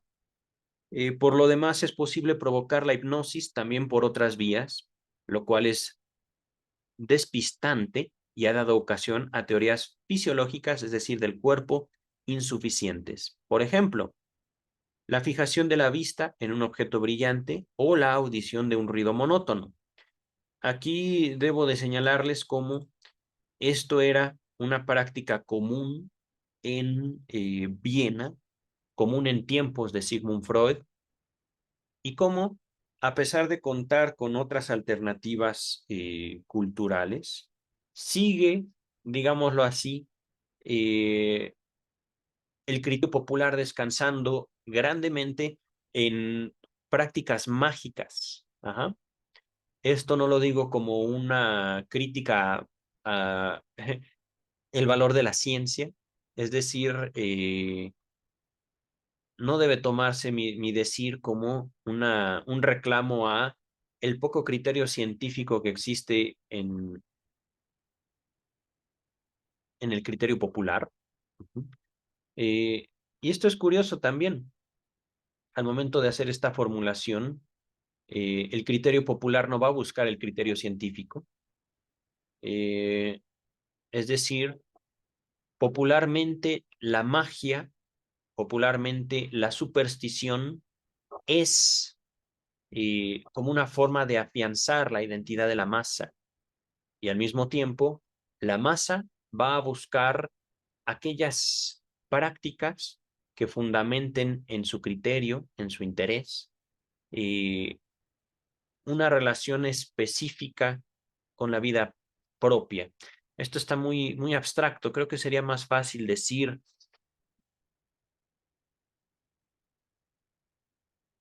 la construcción y el valor de la ciencia será en buena medida una forma de medir la cultura de una persona. En la medida que esta persona o una persona hipotética no solo tenga el conocimiento, sino también sea capaz de soportar la duda al respecto de sus propios criterios, se acercará más justamente a esta figura que hemos construido en la civilización como la del científico, la científica. Es decir, eh, el valor de la ciencia no es el valor de las respuestas, sino de la duda. El valor de la ciencia es la construcción de más hipótesis a partir de lo que encontramos y de lo que no. Uh-huh. Vamos a continuar con el texto. Entonces, podemos también decirlo, hay magia, hubo magia y habrá magia. Eso no quiere decir que la ciencia no sirva. La ciencia le servirá a determinados individuos en determinadas circunstancias, pero también aún los científicos no pueden prescindir de la magia. Ah, ¿verdad? La magia como una posibilidad justo, ¿dónde está? Magnética. La magia como una manifestación del erotismo humano. Dice el texto. En realidad, tales procedimientos solo sirven para distraer y cautivar la atención consciente. Esto lo enfatizo yo. La situación es la misma que si el hipnotizador hubiera dicho a la persona: ahora ocúpese usted exclusivamente de mi persona. El resto del mundo carece de todo interés. Desde el punto de vista técnico, sin duda sería inconducente que el hipnotizador pronunciara estas palabras. Ellas arrancarían al sujeto de su actitud inconsciente y lo estimularían a una contradicción consciente. Pero al par que el hipnotizador evita que el pensar consciente del sujeto se dirija sobre sus propósitos y éste se absorbe en una actividad a raíz de la cual el mundo no puede menos que vaciársele de interés, ocurre que inconscientemente concentra en verdad toda su atención sobre el hipnotizador. Se entrega a la actitud del rapport. Oh, doctor Freud. De la transferencia con el hipnotizador. Así, los métodos indirectos de la hipnosis, a semejanza de muchas técnicas del chiste, tienen por resultado impedir ciertas distribuciones de la energía psíquica que le perturbarían el decurso del proceso inconsciente. Y en definitiva, alcanzan la misma meta que los influjos indirectos de la mirada fija y el pase de mano. Nota número 7 y 8. Dice en la 7, en su libro sobre el chiste, volumen 8, se los dejo en la descripción, Freud se explaya, es decir, se expande sobre la distracción de la atención como parte de la técnica de los chistes. La posibilidad de que este mecanismo cumpla un papel en la transferencia de pensamiento o telepatía se menciona en el texto Psicoanálisis y Telepatía. Está muy pronto este texto, pero, pues véase página 176, ya llegaremos a ella, pero tal vez su más antigua alusión o referencia a ello sea la que se encuentra en el capítulo final de Estudios sobre la histeria. Véase volumen 2, estas páginas se las dejaré en el capítulo correspondiente en la descripción, donde sugiere que este mecanismo posiblemente explique en parte la eficacia de su técnica de, entre comillas, presión sobre la frente. Es algo que hacía Freud en los momentos en el que practicaba la hipnosis. Decía: le voy a presionar la frente y en ese momento le vendrá el recuerdo. Uy, uy, uy, ahí viene el recuerdo, ¡pum! Sí, es cierto, doctor, magia. Pero también véase el proyecto de psicología. Todas estas referencias se las dejaré en la descripción. Ajá. Y la nota número 8 al respecto de esta frase: mirada fija y el pase de manos. Técnicas de hipnosis. Dice en la nota 8 el doctor Freud: la situación en que la persona está inconscientemente suspensa del hipnotizador, mientras que conscientemente se ocupa de percepciones monótonas, no interesantes, tiene una contrapartida en los episodios del tratamiento psicoanalítico, que merece citarse aquí.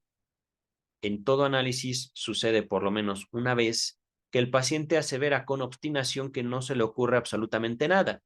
Sus asociaciones libres cesan y fracasan las impulsiones que suelen emplearse para ponerlas en marcha. Esforzado el paciente, se obtiene al fin la admisión de que piensa en el panorama que se ve por la ventana del consultorio, en el tapiz de la pared que se tiene frente a sí, o en la lámpara de gas que pende en un rincón. Recordemos, Freud practicaba la medicina y el psicoanálisis entre 1880 y 1939. No había luz eléctrica. Así, sabemos enseguida que se haya empeñado en la transferencia, reclamado por pensamientos todavía inconscientes referidos al médico, y tan pronto se le ha dicho el esclarecimiento, desaparece esa detención de sus ocurrencias. Es decir, ¿será que acaso usted tiene miedo de que yo critique sus pensamientos? No, no, no. ¿Será acaso que usted se ha enamorado de mí? No, doctor, ¿cómo cree? ¿Será acaso de que tiene miedo por X, Y o Z? Bueno, ya. Diré bla. Ajá. Y es que esto es curioso. ¿Qué es la asociación libre? ¿Es posible detener la asociación libre? Vamos a continuar, ¿vale? Ya estamos prontos a terminar, estamos a una página. Ferenczi, un discípulo de Freud, descubrió certeramente que la orden de dormir, usada a menudo para producir la hipnosis, hace que el hipnotizador ocupe el lugar de los padres. Es decir, inconscientemente, los pacientes colocan al hipnotizador no psicoanalista, en el lugar de los padres. ¿Por qué? Porque producen una orden. ¿Y quién emite órdenes? Los padres. Ferenczi creyó poder distinguir dos clases de hipnosis, la salamera y apaciguadora, que atribuyó al modelo materno, y una amenazadora, que imputó al padre. Ahora bien, la orden de dormir no significa en la hipnosis nada más que la exteriorización a quitar todo interés del mundo y concentrarse en la persona del hipnotizador. También el sujeto la comprende así, pues en ese quite del interés por el mundo exterior reside la característica psicológica del sueño, y en él descansa el parentesco entre el sueño y el estado hipnótico. Mediante sus manejos, el hipnotizador despierta en el sujeto una porción de su herencia arcaica que había transigido, hoy palabrota alemana, que había transigido también con sus progenitores. Entiendo esto como quebrantado, pero vamos a ver.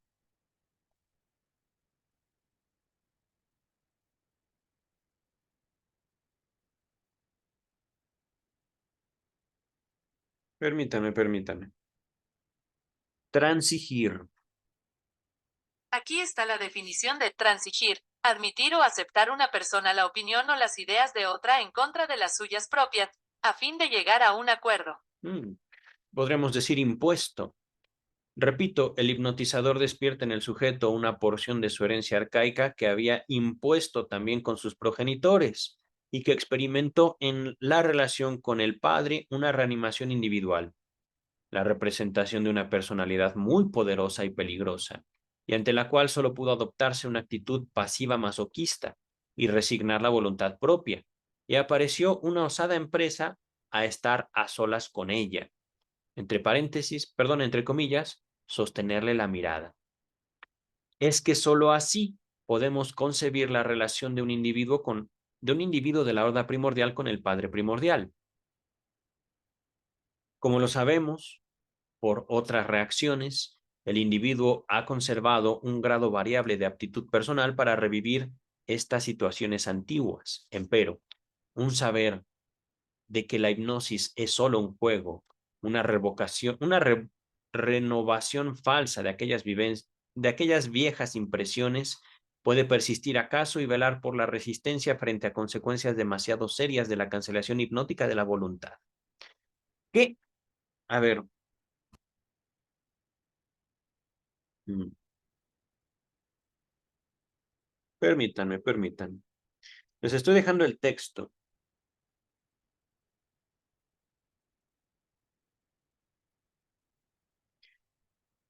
Aquí la hipnosis es solo un juego.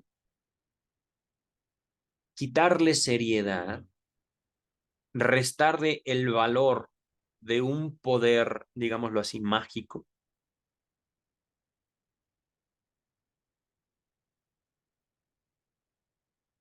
una renovación falsa de aquellas viejas impresiones.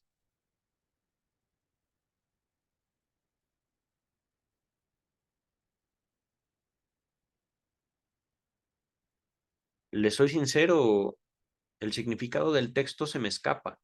Hay aquí una resistencia de parte mía frente al texto. Pero, por supuesto, ustedes no son yo. Pueden ustedes tener más claro el significado de esto. Yo lo entiendo como, y esto es posiblemente un error mío, dado que yo hice cosas que no quería hacer siendo un niño, no podré permitir que alguien se imponga a mí, razón por la cual yo no voy a creer en la hipnosis. Ajá. Ese supuesto poder que tú tienes como hipnotizador, no te lo creo. Ujú. Vamos a continuar. El carácter ominoso y compulsivo de la formación de masa que sale a la luz en sus fenómenos sugestivos. Puede reconducirse entonces con todo derecho hasta la horda primordial.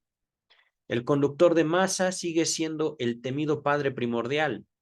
La masa quiere siempre ser gobernada por un poder irrestricto. Tiene una ansia extrema de autoridad. Según la expresión de Le Bon, sed de sometimiento. ¡Oh, eso está tremendo! Aquí, bravo por Le Bon. Sed de sometimiento. Oh, ¿por qué sed y no hambre, chicas y chicos? ¿Por qué sed? El padre primordial es el ideal de la masa, que gobierna al yo en reemplazo del ideal del yo. Hay buenos fundamentos para llamar a la hipnosis una masa de dos. Y el enamoramiento, doctor Freud, querido doctor Freud, y el enamoramiento, en cuanto a la sugestión, le cabe esta definición. Es un convencimiento de que no se basa en la percepción ni en el trabajo de pensamiento, sino en una ligazón erótica. Sugestión, ligazón, me he equivocado, pero sugestión es una ligazón erótica. Nota número 9, y con esto terminamos el capítulo 10. Dice Freud, creo digno de señalarse que las elucidaciones de esta sección nos mueven a abandonar la concepción de Bergheim sobre la hipnosis para volver a la concepción ingenua más antigua. Según Bergheim, todos los fenómenos hipnóticos derivan de un factor, la sugestión, que ya no es susceptible de ulterior esclarecimiento.